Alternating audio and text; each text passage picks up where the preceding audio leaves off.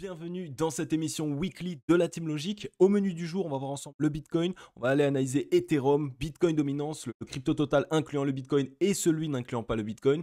Par la suite, du côté des altcoins, on va analyser ensemble le Theta, le SushiSwap et le Quantum. Si le menu vous plaît, alors restez bien là parce qu'on va partir tout de suite. Hello à toute la team Logique, ravi de vous retrouver dans cette nouvelle analyse du marché crypto-monnaie. On est aujourd'hui le lundi 1er novembre 2021 et il est 18h13 à l'heure à laquelle je tourne cette vidéo. Alors aujourd'hui, vous le savez, comme tous les lundis, eh bien, on se retrouve pour l'émission Weekly. On va aller voir ensemble les clôtures qui ont eu lieu. Est-ce qu'on est sur de bonnes indications ou est-ce qu'on est plutôt sur de l'essoufflement? Eh bien, c'est ce qu'on va voir ensemble dans cette émission. On a un Bitcoin aux 61 829 $, plus 2,32%. La journée a été assez agitée. On est parti un petit peu à la hausse, on est parti un petit peu à la baisse. Donc on voit que voilà, en ce moment, pas mal de volatilité, pas mal d'indécision aussi sur le Bitcoin. Autrement, évidemment, la majorité du top 30, lorsque le Bitcoin est indécis, lorsqu'il continue de latéraliser, eh bien, ça permet aux altcoins de réaliser de belles performances. Regardez ici Ethereum qui nous pousse 3,46%. Il est aux 4352 $. Comme je vous l'explique, il est vraiment toujours à l'aube de venir aller chercher un nouvel ATH et d'avoir enfin son explosion. Mais il attend absolument que Papa Bitcoin lui envoie le feu vert. Et la majorité du marché crypto-monnaie sont exactement dans la même posture que Ethereum. Ils sont dans l'attente. On voit qu'on a de grosses performances. On a Polkadot qui nous pousse 9,65%. On a le Solana avec 8,82% qui se hisse à la 5e place. Donc vous le voyez, cet écosystème est vraiment en train de tout exploser ces derniers temps. On est sur les 204 $. On a de grosses performances avec 4,73% pour le Uniswap. On a 4,21% pour Avalanche, 3,75% pour le Terra Luna. On voit qu'encore une fois, c'est la DeFi qui réalise les meilleures performances ces derniers temps. On a ici Polygon avec 4,5%, le Theta qui nous pousse 6,82% et le The Chain avec 5,61%. On a une très belle journée qui se met en place sur les altcoins, c'est tout à fait normal. Le Bitcoin est en train de consolider. On n'a pas encore de réelle décision. Donc lorsque le Bitcoin ne prend pas de décision, eh bien la majorité du temps, ça profite aux altcoins. Du côté du Scalpex Index, un Crypto Fear and Greed dans la joie 74. Donc pour l'instant, on n'a vraiment pas évolué énormément. On est toujours dans cette joie. On est vraiment à l'aube ici même de partir dans l'extrême joie. Comme je vous l'explique très souvent, la majorité du temps, j'ai plutôt tendance à me dire que lorsqu'on est quasiment dans l'extrême joie, alors qu'on est à l'aube de réaliser un mouvement explosif sur le Bitcoin, eh bien la majorité du temps, on a ici peut-être cette envie de réaliser un petit nettoyage, une petite correction. Donc il va falloir rester prudent. On a un social index sur Up, un market order flow en recherche de vente cet après-midi. Alors comme vous le voyez, on a toujours ici ce M-top qui s'était dessiné. Par la suite, on a trouvé un énorme rebond. Donc sans doute ici une grosse prise de position qui a été réalisée. Et pour l'instant, on est totalement en train de corriger. Donc on va voir un petit peu ce qu'il se passe. Comme vous le savez, actuellement en 4 heures, nous sommes toujours dans une tendance baissière. Qu'est-ce qu'on attend pour pouvoir avoir une reprise haussière? Et bien évidemment, ça va être une structure de bottom, une structure de retournement haussière. Actuellement, on ne l'a pas. Donc on va rester prudent. On va aller voir ça sur les graphiques. La Team Logique, cette émission est en collaboration avec Fructify.io. Fructify.io, bien vous connaissez maintenant, ils sont ici pour venir vous aider et vous accompagner dans votre investissement crypto-monnaie. Donc pour les personnes qui ont peur de faire des erreurs, on est ici dans la phase numéro 2 du bull run, la phase dans laquelle on peut faire le plus de gains, mais aussi on peut faire le plus d'erreurs. Bien Fructify.io va vraiment être là pour vous accompagner et pour faire en sorte que vous ne réalisez pas d'erreurs. Donc vous le savez maintenant, c'est fait vraiment pour tout le monde, pour toutes les personnes qui ont un besoin d'accompagnement, qui ont peur de réaliser des erreurs. Il y a beaucoup d'investisseurs qui sont actuellement assis sur une belle somme d'argent, on a réalisé des plus-values, c'est bien, mais si on n'a pas de stratégie de sortie, alors attention, on peut rapidement tout perdre. Fructify.io va vraiment ici être là pour vous accompagner. Alors ils viennent vous offrir une formation totalement gratuite qui va durer 5 jours. Donc pendant 5 jours, vous allez obtenir une vidéo par jour. La première vidéo dans laquelle ils vont vous donner des définitions des crypto-monnaies et vous expliquer pourquoi est-ce qu'elles sont l'avenir. La deuxième vidéo, ça va être les erreurs à éviter pour investir avec plus de sécurité. La troisième vidéo, c'est 5 cryptos à fort potentiel dans lesquels investir. La vidéo numéro 4, c'est les meilleures stratégies pour optimiser ses gains. Et la vidéo numéro 5, c'est comment trouver des cryptos à fort potentiel. Donc c'est gratuit, c'est totalement offert par Fructify.io. N'hésitez pas à cliquer sur le lien dans la description. Allez obtenir cette formation totalement gratuite. Elle va vous accompagner et vous aider dans votre investissement crypto-monnaie pour faire en sorte que vous réalisez le moins d'erreurs possible. Donc les amis, sautez sur l'occasion, le lien est en description. Ok, on est ici sur le Bitcoin en weekly et ça y est, du coup on va enfin pouvoir entamer cette analyse weekly. Comme vous le voyez pour l'instant en weekly sur le Bitcoin, on a des clôtures qui sont plutôt indécises. On a ici de grandes mèches qui sont réalisées à la fois de la part des bulls qui sont directement revendues et à la fois de la part des bears qui sont directement rachetés. Donc on est dans cette indécision totale, on n'est pas ici dans une zone qu'on ne connaît pas. On est dans une zone qui ici en mai 2021 nous avait déjà rejeté une première fois. En plus de ça, on avait eu ici une correction assez marquée. Donc ça va être ici une zone qui va être défendue par les bears, il va falloir la surveiller un maximum. Pour l'instant, au vu de l'indécision dans laquelle nous sommes, soit on va se mettre ici à latéraliser encore un petit peu pour récupérer de la force et par la suite essayer vraiment de faire entrer de la force acheteuse et donc de venir casser cette zone, soit malheureusement on pourrait ici avoir besoin de liquidité. Du coup on viendrait simplement ici faire une semaine assez corrective et par la suite trouver un rebond assez imminent. Alors dans le passé on avait déjà réalisé ça et regardez, vous allez voir un petit peu la similitude. Comme vous le voyez, on était ici sur les semaines du 17 et du 20 août, donc on était simplement ici venu tester une première fois une zone, on s'est fait totalement rejeter et par la suite on a seulement réussi à la casser passé. C'était une zone qui ici nous avait fait réaliser un M-top. Donc c'était aussi une zone qui avait été très difficile à passer. Ça avait été une zone qui avait été très travaillée. Donc il est possible qu'on puisse répercuter cela, mais comme vous le voyez, qu'est-ce qui se passe par la suite Dans tous les cas, on a une disposition haussière qui se met en place. On vient totalement casser cette zone et en plus on se met en structure de double bottom. Donc on va bien surveiller ici ce qui pourrait se passer puisque la disposition est totalement la même et on voit que voilà, nous les acheteurs sont aussi en train de s'essouffler et même un petit peu plus ici que dans le passé. Donc on va bien surveiller pour l'instant la clôture weekly. Donc on est totalement borné ici entre un niveau de résistance aux 67 041 $ et un niveau ici de support aux 57 628 $. Alors de toute façon, sachez qu'il va sans doute y avoir ici pas mal de volatilité. Donc on peut avoir de grosses mèches qui passent en dessous ou alors même des grosses mèches qui passent au-dessus. Pour l'instant, il va vraiment falloir attendre une certaine clôture au-dessus de l'une de ces deux bornes avant d'avoir ici une grosse prise de décision. On voit que pour l'instant sur le MACD, on n'a aucune divergence, donc on a tout de même de la force acheteuse qui commence à rentrer. On n'est pas encore sur les tops du top, donc on a encore la possibilité ici par la suite d'essayer d'en faire rentrer un maximum. Donc pourquoi pas ici avoir une petite correction de la part du momentum pour souffler un petit peu et par la suite vraiment essayer de se relancer et donc faire rentrer un maximum de force acheteuse. Donc pour l'instant, on n'a pas de mauvaises indications sur le Bitcoin en weekly. On pourrait avoir une petite correction, mais comme je vous l'ai dit, ce serait sans doute ici une mèche assez rapide qui serait rachetée rapidement puisque la demande est toujours présente. On voit que sur le RSI, on pourrait revenir tester un des niveaux de support ici au 61,71. On a même un deuxième niveau de support ici assez important au 58,99. Donc de toute façon, on est toujours bien supporté. Le Bitcoin est dans une belle disposition. On pourrait ici essayer de laisser traîner des ordres car si simplement on venait à avoir une mèche, ça nous permettrait de pouvoir se positionner sur les meilleurs prix. Et si on nous offre une correction, ça risque d'être la dernière correction avant la grande ascension du Bitcoin. Donc vraiment une possibilité de se positionner au meilleur moment. Les altcoins aussi pourraient du coup nous offrir pas mal d'opportunités. Donc il va falloir les surveiller de très près. Et si on regarde le ruban de Mile Mobile ici en weekly, il est aux 50 546 $. Donc aucun souci à se faire. On n'a aucune mauvaise disposition. Et comme vous voyez pour l'instant, on est en train de faire ici un top qui est plus haut que l'ancien top. Donc ici, on peut totalement effacer le fameux M-top que tous les bears ici essayaient de voir. Non, ça y est, on a clôturé au-dessus. Donc ça nous envoie ici un bon signal. On risque d'avoir une très belle reprise haussière sur le Bitcoin. Ok, on est ici sur la Bitcoin dominance en weekly. Vous voyez qu'on est toujours dans cette latéralisation, dans ce range entre les 47,62 et les 40,64. On est en train de quitter ici cette zone anciennement de support qui était au 44,28. Donc on a une possibilité ici d'avoir une certaine correction. Surveillons qu'on ne vienne pas transformer ça en double bottom. Ça pourrait nous permettre ici d'avoir une belle reprise haussière et donc de relancer un maximum de liquidité sur le Bitcoin. On voit qu'en termes de volume, ça concorderait puisque c'est généralement ici à ce niveau-là, sur un double bottom, qu'on a le moins de volume et sur les extrémités, on a le plus de volume. Donc on va surveiller un petit peu ce qu'il se passe. On voit qu'on a toujours un petit peu de momentum acheteur qui rentre. On pourrait ici essayer de transformer ça aussi en double bottom, mais attention par la même occasion, réaliser ça en M-top. Donc cette semaine risque d'être assez cruciale pour savoir où est-ce que la force va se déverser. Et par contre, si on regarde sur le RSI, on voit qu'on a une énorme divergence bull, ce qui nous montrerait qu'on pourrait avoir du coup ici plus d'acheteurs qui se présenteraient. On est sur support, on est sur les 42,62. On pourrait ici essayer de faire un beau double bottom comme celui-ci qui nous permettrait vraiment de nous relancer et de nous remettre dans une belle disposition haussière, refaire rentrer pas mal de liquidités sur le Bitcoin et lui permettre de réaliser son certain mouvement. Ensuite, on est ici sur le crypto total des altcoins, donc n'incluant pas le Bitcoin. On voit qu'on a bel et bien cassé ici à la hausse cette anse, donc on a bien réalisé une tasse séance en weekly. C'est une très belle figure qui nous permet généralement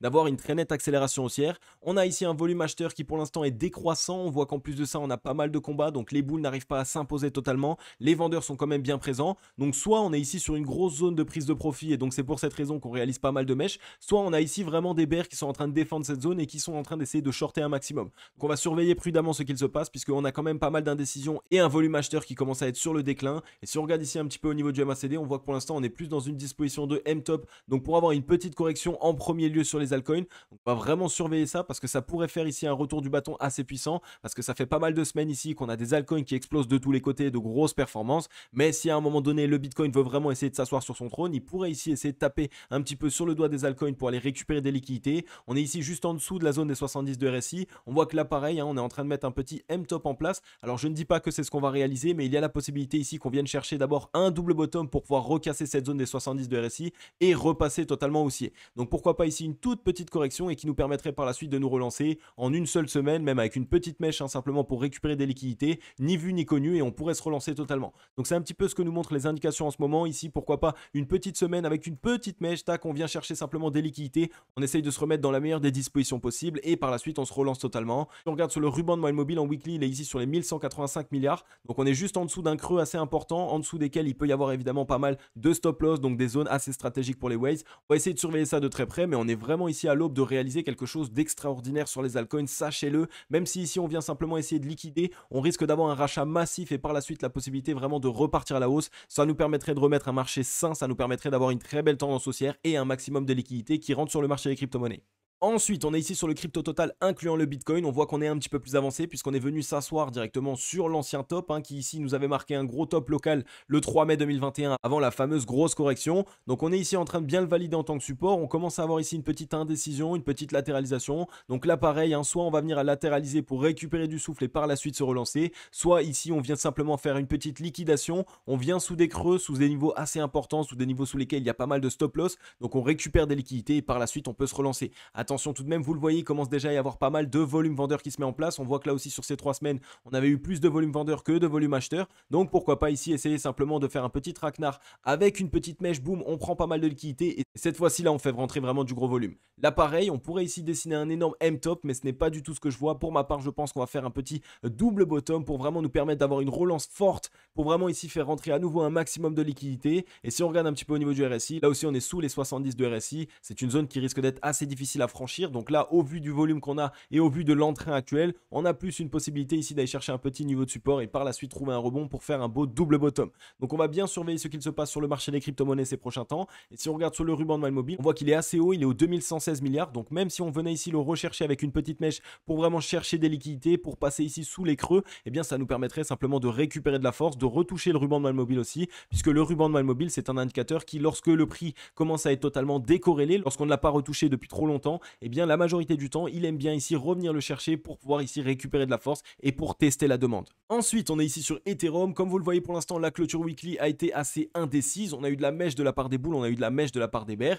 On a un chandelier japonais qui est plutôt ici dans la force acheteuse, donc ça montre que les acheteurs ont été un petit peu plus présents. Évidemment, on préfère quand on a des gros corps de bougies, quand on montre que les acheteurs sont bien plus présents. Donc pour l'instant, on a trouvé un gros niveau de résistance aux 4387 milliards qui était ici simplement l'ancienne ATH de Ethereum. Donc soit on est ici sur une grosse zone de prise de profit et donc on pourrait avoir une petite latéralisation avant de s'envoyer, soit on est simplement ici sur une zone qui est totalement défendue par les vendeurs et à ce moment-là, on pourrait ici essayer d'aller chercher certaines liquidités. Donc attention tout de même là aussi, il faut rester assez prudent. Si on regarde ici sur le MACD, pareil, on a la possibilité de faire un énorme M-top, mais je ne pense pas que c'est ce qu'on va réaliser puisque regardez ici, on était plutôt dans une disposition de double bottom. Donc là, on pourrait simplement faire ici directement ce beau double bottom. Il nous permettrait de récupérer de la force, d'aller chercher des liquidités et de nous relancer de la meilleure des manières. Et si on regarde sur le RSI, c'est un petit peu pareil. On est ici juste en dessous des 70 de RSI qui est une zone assez difficile à franchir. Par contre, sur Ethereum, on a un volume acheteur qui commence à être croissant, même s'il est toujours plus faible que le volume vendeur qui était présent. Donc on surveille bien ce qu'il se passe. Attention au secouage de cocotier. Il y a eu pas mal de altcoins qui ont explosé de tous les côtés. La DeFi par la même occasion.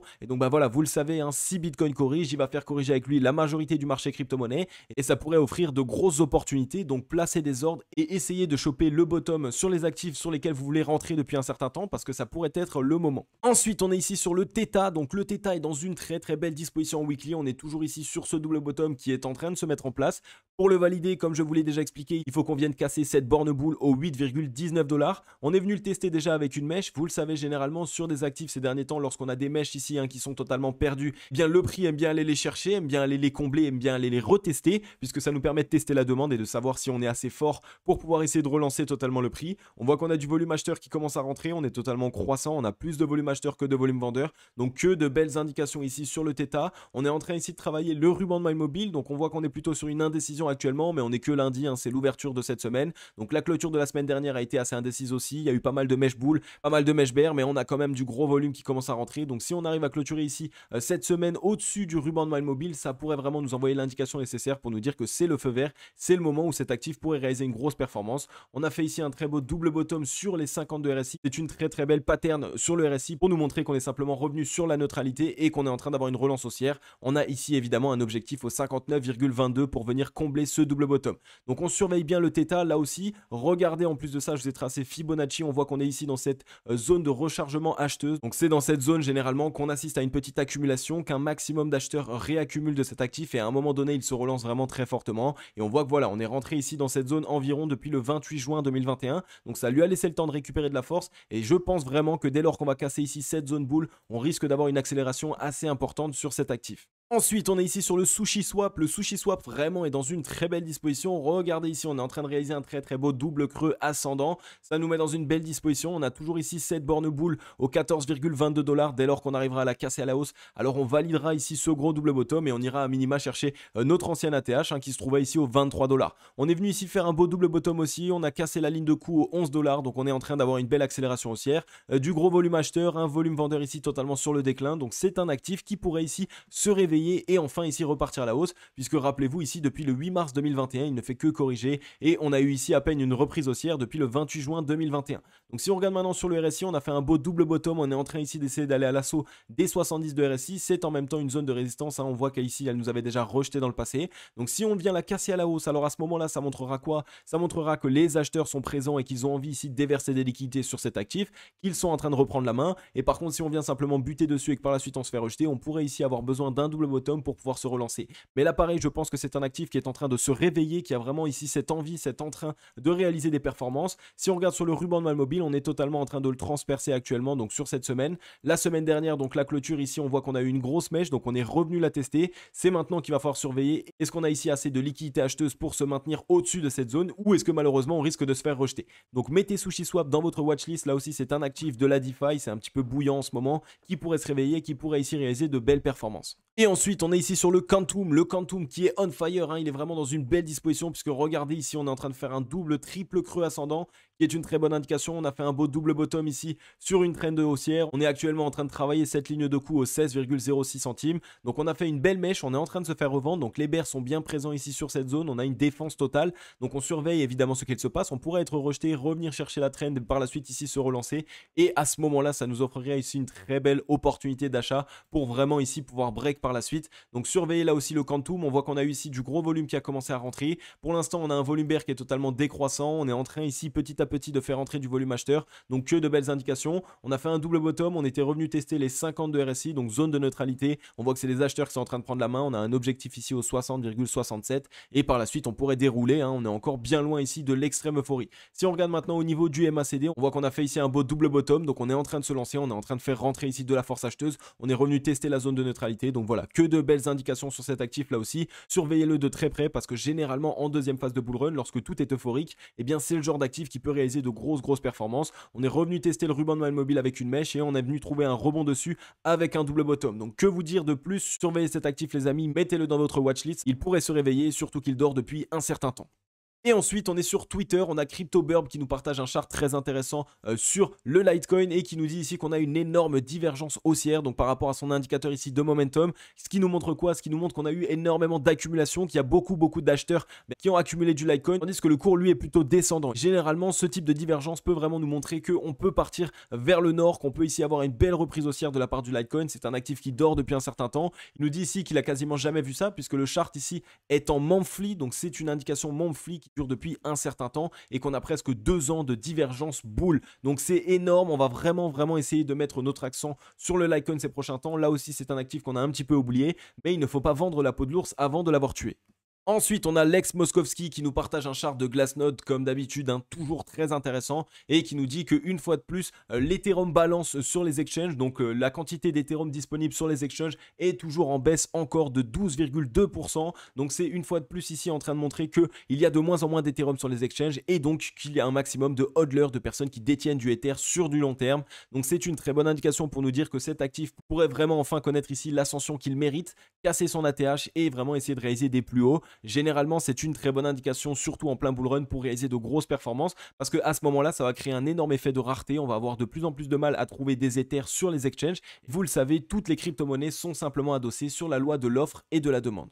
Et ensuite, on a Bitcoin Archive qui nous partage un chart de Glassnode, encore une fois très intéressant, pour nous dire que c'est la même chose sur le Bitcoin. On est encore une fois de plus ici en train d'avoir de moins en moins de Bitcoin disponibles sur les exchanges et qu'on est allé chercher un niveau qu'on n'avait pas retouché depuis plus de 3 ans. Donc c'est une très bonne indication là aussi, lorsqu'on est juste à l'aube ici de venir chercher notre nouvelle ATH. Le fait de voir qu'il y a de moins en moins de Bitcoin, eh bien ça peut nous montrer qu'on est en totale accumulation, qu'il y a de plus en plus de mains fortes qui essayent de détenir du Bitcoin sur le long terme, que les hodlers sont présents et donc on a vraiment ici toutes les étoiles qui s'alignent pour par la suite aller totalement casser notre ATH. Ok la team logique, j'en ai fini avec cette émission. Si elle vous a plu, n'hésitez pas à me le faire savoir avec un gros like et à me le dire dans les commentaires, ça fait super plaisir.